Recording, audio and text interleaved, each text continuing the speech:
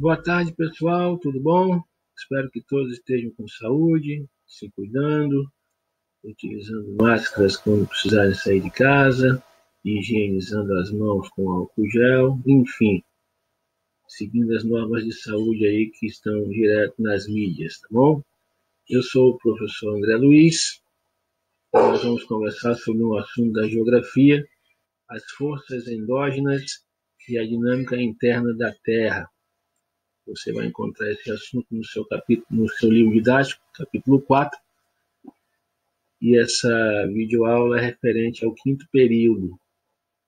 Essa videoaula é destinada para os alunos do primeiro ano E e primeiro ano F. Eu espero que vocês assistam com atenção e posteriormente realizem as atividades que eu ainda irei postar lá na plataforma do Classroom, ok? Deriva continental.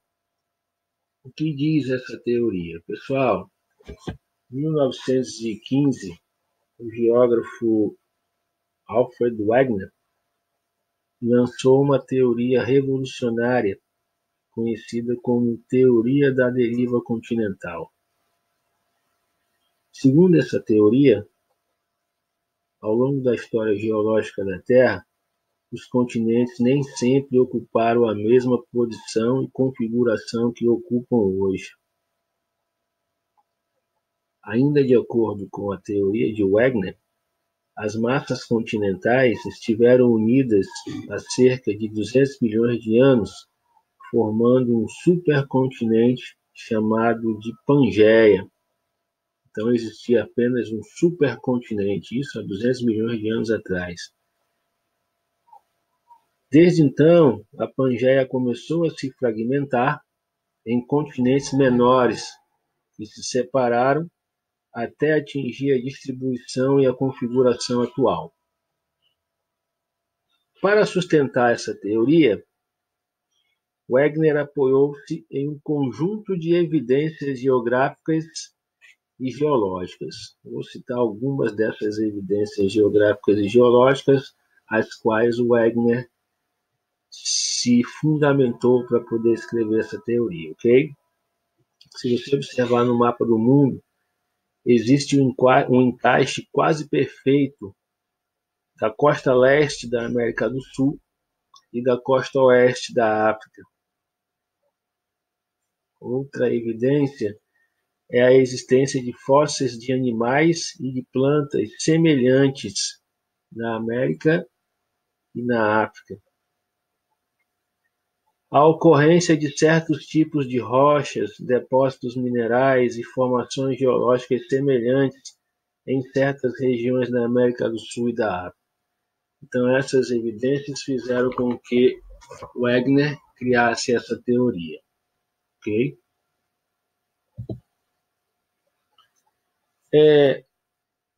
Apesar das evidências encontradas por Wegener, a sua teoria não foi aceita por grande parte dos cientistas de sua época. Faltava encontrar explicações científicas para responder à principal interrogação da teoria. Afinal, que mecanismos ou forças seriam capazes de mover os continentes? Uma explicação plausível para essa questão surgiu somente na década de 1960, mais de 30 anos após a morte de Wegener, a partir do desenvolvimento da chamada teoria da tectônica de placas. Segundo essa teoria, a crosta terrestre não é uma camada rochosa inteiriça, mas ela é formada por várias partes, chamadas placas tectônicas, que se estendem pelos continentes e pelo fundo dos oceanos. Essas placas se movimentam de forma lenta e contínua em diferentes direções sobre o manto terrestre, distanciando-se e aproximando-se uma das outras, e às vezes resvalando uma nas outras. Quem faz com que essas placas tectônicas se movam é exatamente as correntes de convecção. O que são correntes de convecção? Pessoal, na aula anterior, nós vimos que a estrutura interna da Terra é formada por 3 camadas, e uma dessas camadas é o manto, onde você encontra o magma. No manto existe uma diferença de densidade. Essa diferença de densidade faz com que o magma presente no manto se mova. Então, esse movimento do magma é chamado de corrente de convecção. E é esse movimento que faz com que as placas tectônicas se movam. Ok? E aí, nós temos 3 tipos de movimentos. Movimento convergente, que é quando você tem o encontro das placas tectônicas, uma vai ao encontro da outra. Movimento divergente, que é quando as placas tectônicas se afastam. E o movimento transcorrente, que é quando acontece apenas um resvalo, as placas se resvalam uma na outra. Pode ser horizontal ou então vertical. E quais são as consequências? Pessoal, toda vida que as placas se chocam, se afastam ou apenas resvalam uma sobre a outra, nós vamos ter como consequências erupções vulcânicas, tremores de terra, formações de montanhas. Então, essas são as principais consequências. Vamos citar aqui algum exemplo. Um movimento convergente. Se você olhar aí no slide, você vai encontrar a placa sul-americana e a placa de Nazca. A placa sul-americana, ela se move para a esquerda, enquanto que a placa de Nazca se move para a direita. Consequentemente, elas vão se chocar.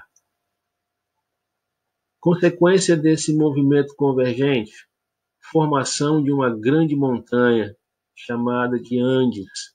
Então, a Cordilheira dos Andes ela é formada por conta do choque da placa sul-americana com a placa de Nazca. Nessa região, que é a borda das placas tectônicas, você tem intensos tremores de terra, você tem vulcões entrando em erupção, são as principais consequências.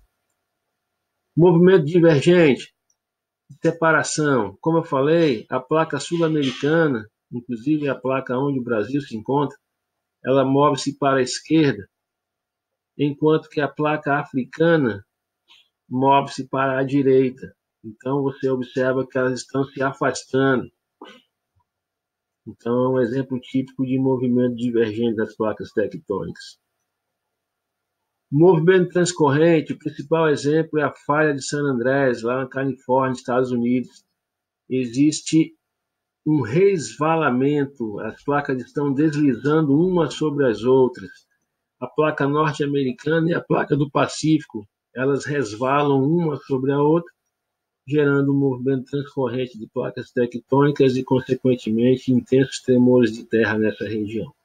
Ok? As forças exógenas e a dinâmica externa do relevo. Pessoal, as forças endógenas, também chamadas de forças internas, acontecem no interior do planeta e são responsáveis pela formação do relevo. Uma vez que o relevo está formado, vai entrar em ação as forças exógenas, também chamadas de forças externas. Elas têm a função de modelar o relevo. Então, eu costumo dizer o seguinte: as forças endógenas ou internas formam o relevo, enquanto que as forças exógenas ou externas modificam o relevo. Tá? Então, vamos falar um pouquinho sobre intemperismo e erosão.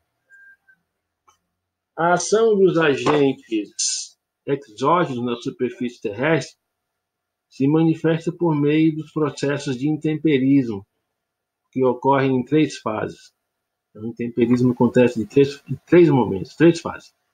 desagregação, que é a decomposição das rochas, o transporte e a deposição das rochas.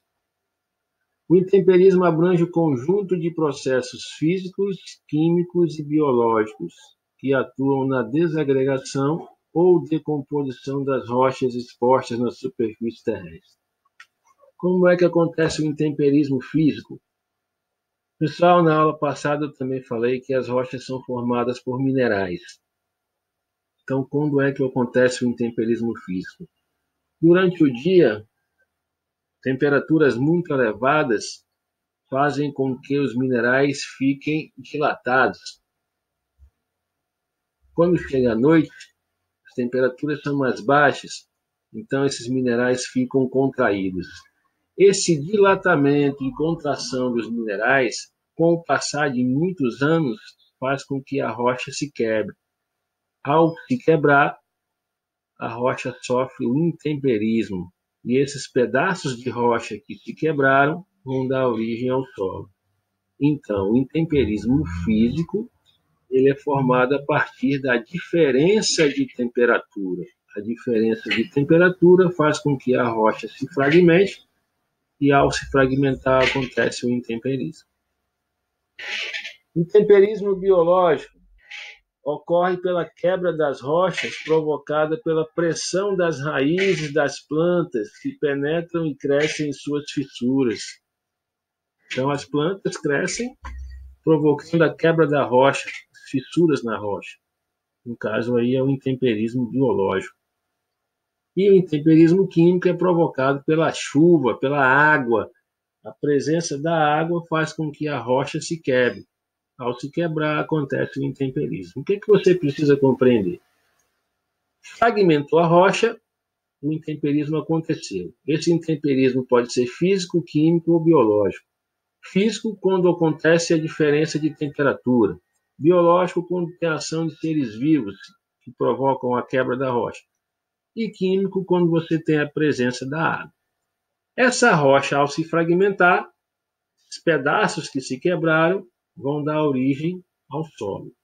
Bom, depois de decomposto, o material intemperizado fica sujeito à ação de outros processos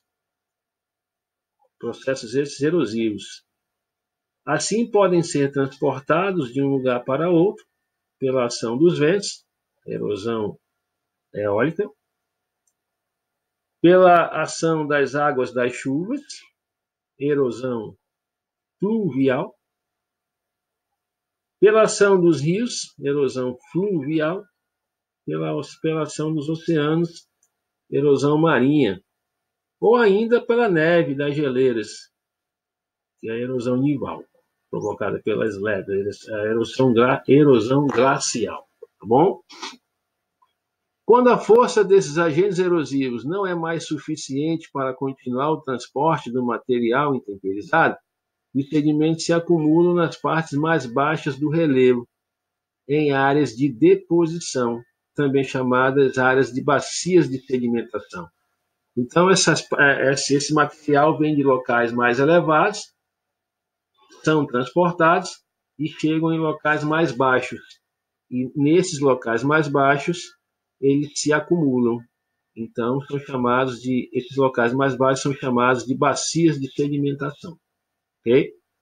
Dessa maneira, se por um lado a remoção dos materiais modifica as formas da superfície, provocando o rebaixamento e o aplanamento do modelado, por outro, a acumulação desses materiais cria novas formas de relevo em outros lugares. Então, se por um lado, no local onde a rocha foi degradada e foi transportada, você vai sentir falta daquela rocha, ou seja, você modificou aquela superfície, em outro local onde a rocha, o material ficou acumulado, você também vai ter a mudança na paisagem. Bom, então, pessoal, nós vamos ficar por aqui. No próximo momento, a gente vai conversar mais um pouquinho sobre modelos de relevo, tá bom? Boa tarde a todos e agradeço pela paciência e participação.